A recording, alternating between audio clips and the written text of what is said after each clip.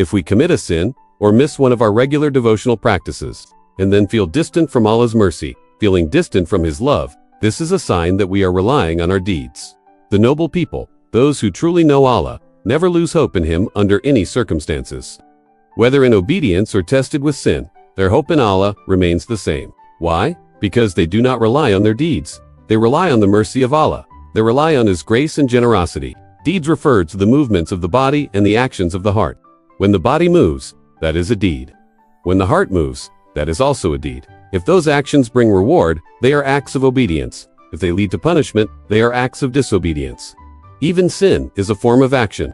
A person may be very active in deeds, yet those deeds are sinful. So action itself is not the measure. Rather, whether it leads to reward or punishment determines its value. Our focus should be on actions that bring reward, and we must abandon actions that bring punishment. There are three types of righteous deeds: the deeds of Sharia, Tariqah, and Hajjah. All three are acts of obedience, and all are rewarded.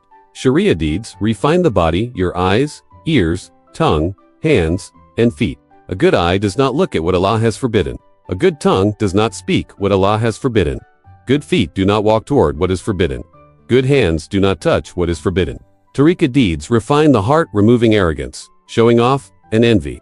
Their purpose is to purify the inner state. Hajjah deeds refine the soul, leading it to truly know Allah. A good soul is one that recognizes its Lord, so we must work on all three: Sharia to purify the body, Tariqah to purify the heart, Hajjah to purify the soul. At the core of Sharia practice are three foundations: repentance, God consciousness, and consistency. Repentance is like cleansing oneself from dirt. Taqwa is like wearing clean clothing after that cleansing.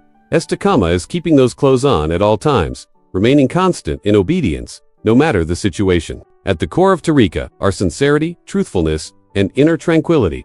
Truthfulness is higher than sincerity. A person may appear sincere outwardly, but true honesty means the heart and tongue are aligned completely. Tumanina means the heart finds peace only in al, in wealth, status, or people. At the core of Hajjah are muraqabah, mushahada, and worship Allah as if you see Him. If you cannot see Him, know that He sees you. The scholars of spirituality say, you cannot move to a higher level until you perfect the one before it. You cannot truly walk the spiritual path until your foundation in Sharia is strong. And you cannot reach Hajjah until Tariqah is complete. Repentance is not only for criminals or major sinners. Every single person must repent daily. Some repent from disbelief, some from major sins, some from minor sins, and others from subtle shortcomings. But the real question is, has our repentance been accepted? We don't know. That is why we must perfect the foundation before moving forward. Even acts like prayer require conditions to be accepted: knowledge, sincerity, correct performance, proper manners, adab, lawful sustenance. The Prophet taught that even a single bite of unlawful food can prevent acceptance of prayer for 40 days.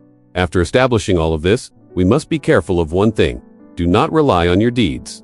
Do not feel proud of your repentance, your prayer, or your consistency.